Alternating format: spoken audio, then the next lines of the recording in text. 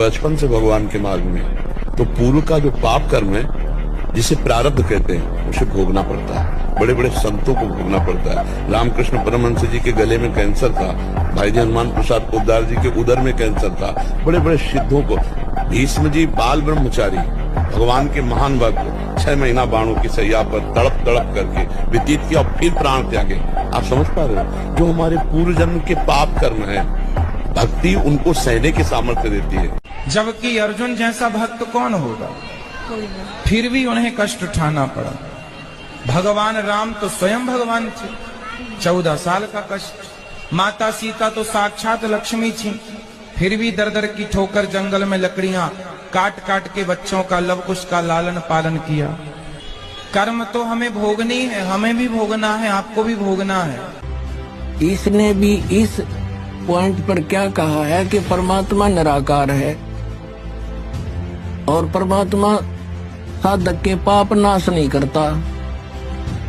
बता फिर, और परमात्मा क्या करेगा जब हमारे दुख, क्योंकि हमें कोई कष्ट है प्रारब्ध में अपने जीवन में, वो पाप से होता है और सुख पुण्य से होता है। और उस दुख का नाश होगा जब हमारा प्रारब्ध के पाप का नाश हो जाएगा।